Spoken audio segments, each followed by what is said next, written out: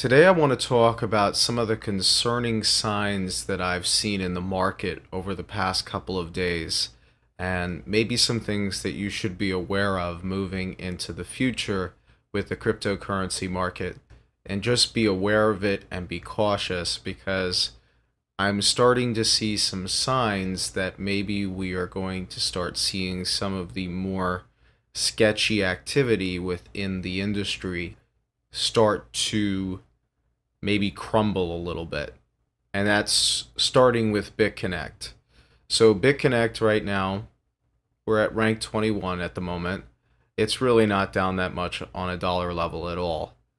What's interesting to me about BitConnect recently and what I've really seen with BitConnect is that the major promoters of BitConnect are starting to cash out.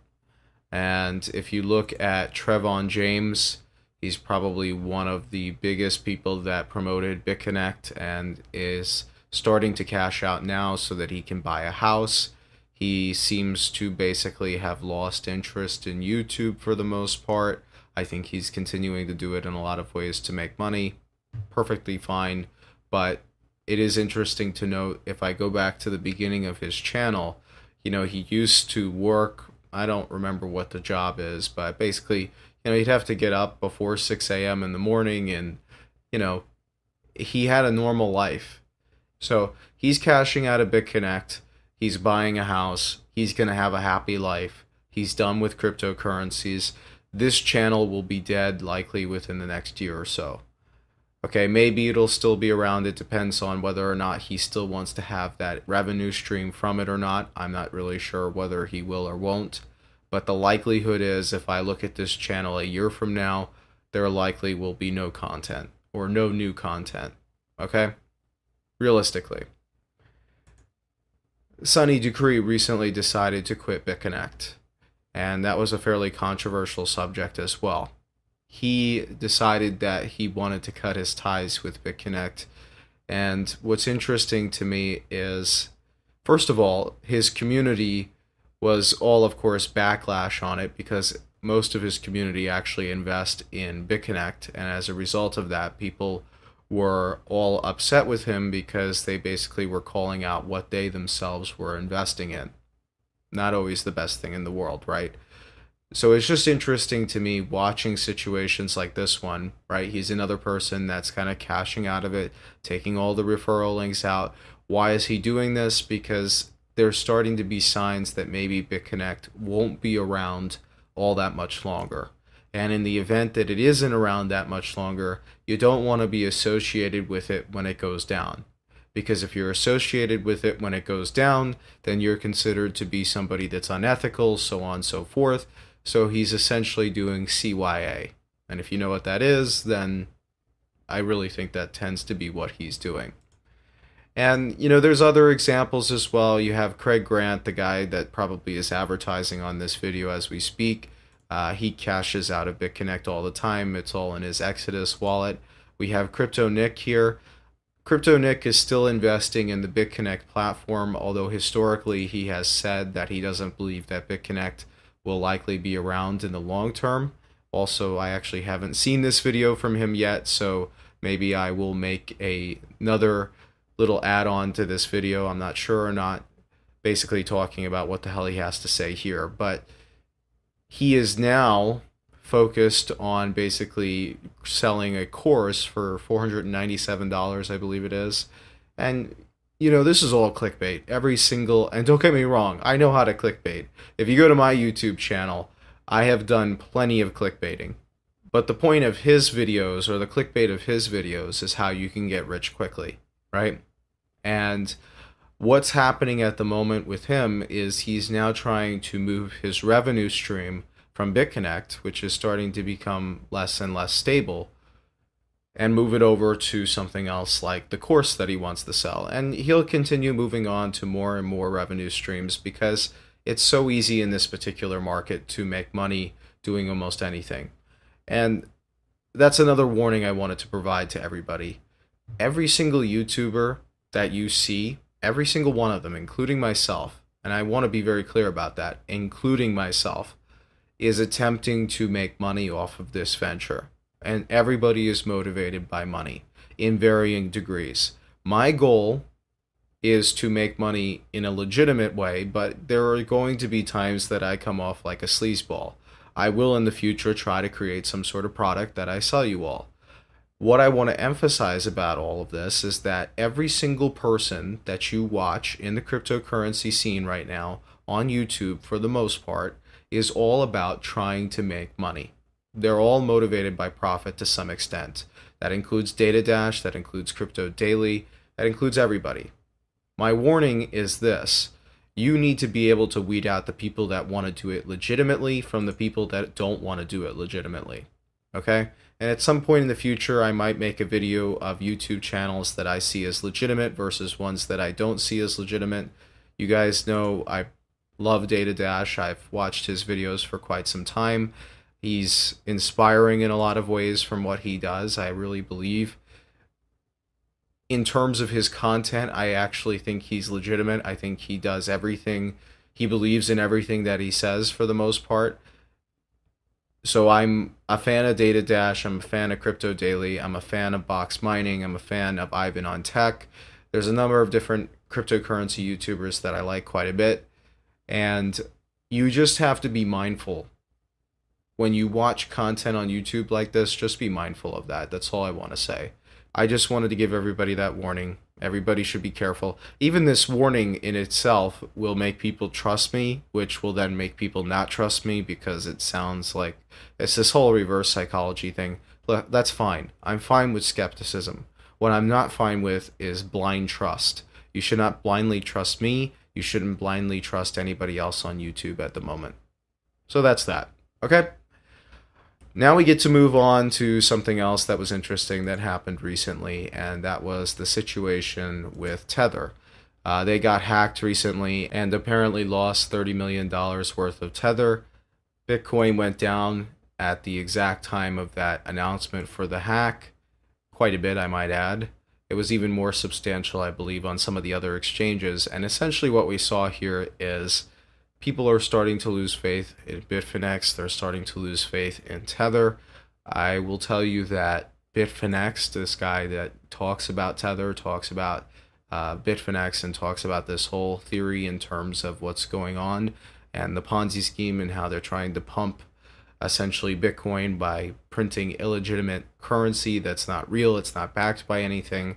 If you are unfamiliar with anything I'm talking about, number one, I would recommend searching this guy up on Google, and his Medium articles will likely come up. Read those. I also have a video on YouTube talking about the situation in both how the Bitcoin bubble will pop as well as is Tether committing fraud. I would tell you that at this point, there's no way for us to definitively say that this is what's happening and that Tether is in fact a fraud or isn't a fraud. What I can tell you is that even if it isn't a fraud, at some point, a government is going to come after it, because there is no way that the government is ever going to allow a third party in the long term to issue a cryptocurrency backed by its fiat currency. It's just not going to be a thing, I think, that these governments allow to have happen. So I think even if it's not a fraud, even if it doesn't happen, even if they actually have $1 backing every single Tether, it doesn't even matter in my opinion, because there's so much risk associated with Tether being shut down at any given moment. And we already know that they're struggling with their banking. Now they're getting hacked. They have printed an absurd, and I mean a truly an absurd amount of Tether in the past month since the beginning of November. I mean, seriously here. You can see the market cap of Tether has gone up from, roughly at the beginning of November, we were at 451 million Tether. And now we're all the way up at 670, 2 million? 675 million, essentially, Tether. That's insane, okay? The amount of Tether that's been created in such a short period of time, in my opinion, there is so much sketchy activity going on with this. Whether or not everything that Bitfinex says is true, that's up to you, okay? I actually tend to think that we can't be certain about everything. However, I will say there's enough things that don't work out here that there's something going on, and you should definitely be cautious when it comes to what's happening in the market at the moment. Okay, so these are the two major things that I'm worried about at the moment. Number one, Tether is starting to look more and more risky. I think we're starting to see more and more clashing going on between Bitfinex and Bitfinext, which is kind of funny. And I'm starting to see more and more people have doubt in Tether. If you go to the cryptocurrency Reddit, you will find a ton of people talking about how awful Tether is and how they believe that Tether is in fact a scam and this and that. You're basically seeing people really have zero faith in Tether, despite the audits, which again, nobody really has any faith in. So even though they have actually published some audits, again, it's just one of those things. It doesn't make a difference.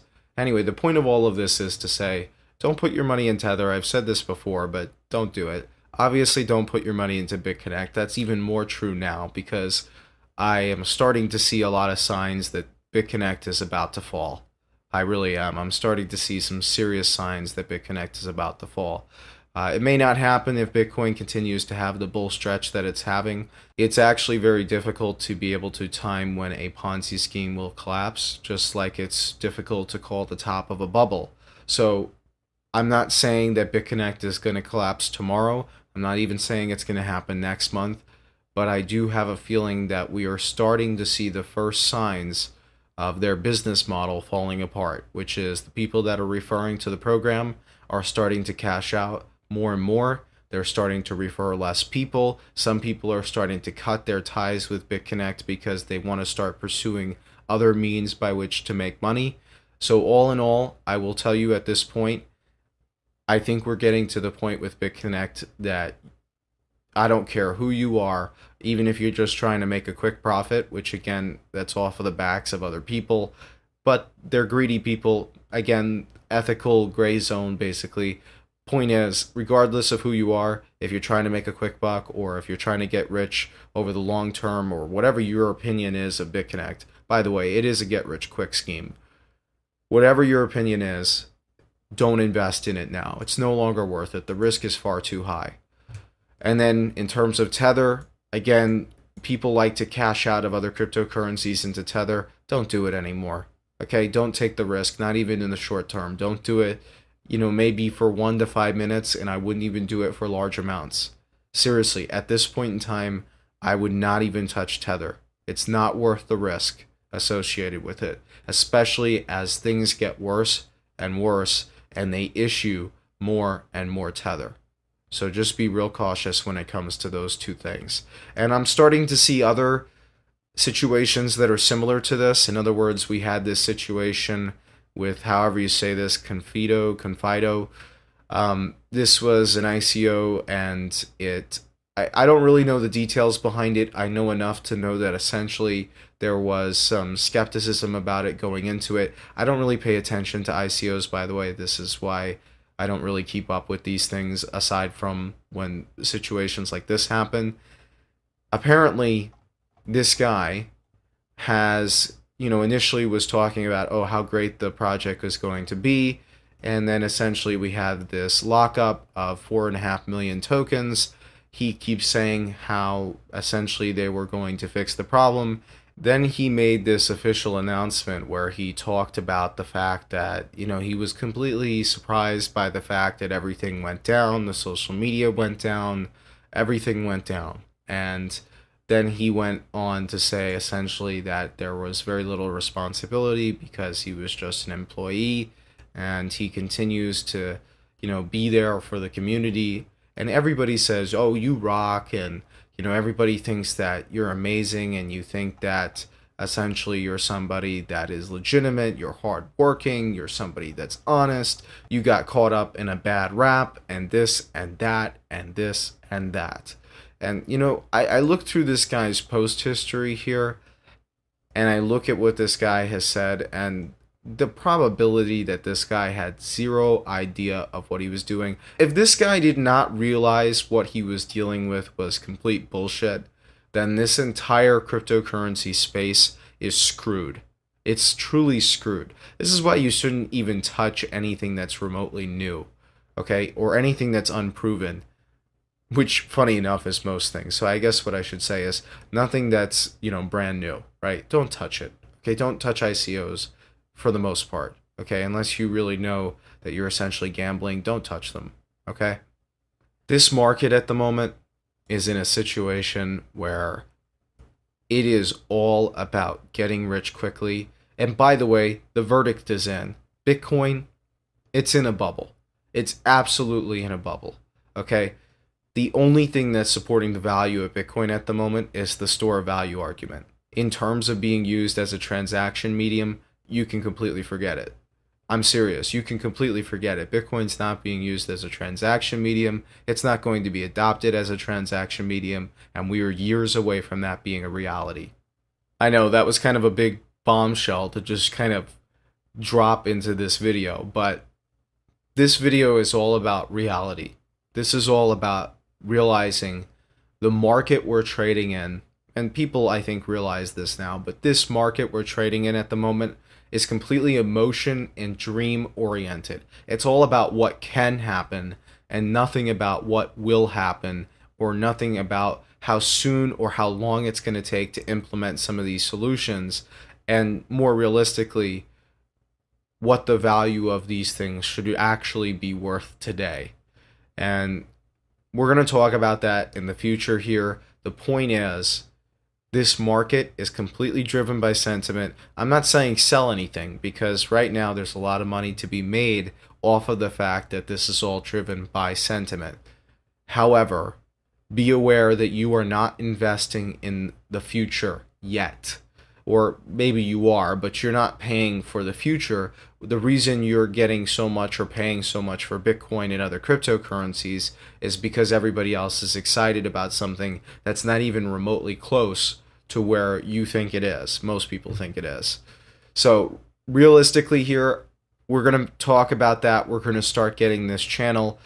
We're going to have split videos. We're going to have videos that are realistic like this one, and we're going to have videos that talk about the sentiment in the market, and we're going to talk about how you make money, because that's what people are focused on. That's kind of what matters to a lot of people, and let's be honest, that's what matters to me just as much as it matters to you guys. But I still think the long term with Bitcoin and other cryptocurrencies and all of these Ponzi schemes that we see, especially BitConnect, I'm going to keep an eye on those things because they will affect price, okay? Certainly will affect price. And then the second thing is that it helps us really put into perspective, these things that we're looking at right now, they are supported by nothing more than hopes and dreams, not reality. And when things are supported by hopes and dreams, you should be prepared for when the rug or carpet or whatever the analogy is you want to say, the cloth, gets pulled from the table. Be prepared. That's all I'm going to say. I hope you guys all enjoyed the video. It's kind of ironic that I mentioned everybody's about money in this field, and right at the end here I always plug my Amazon affiliate links in the description, and that's exactly what I'm going to do now. If you would like to support me, if you click any of those links and then make an order on Amazon within the next 24 hours, I will receive a small amount of compensation for referring you over to Amazon, so check those out if you're interested. Otherwise, leave a like, comment, and subscription, and I will get back to you as soon as possible. Be careful.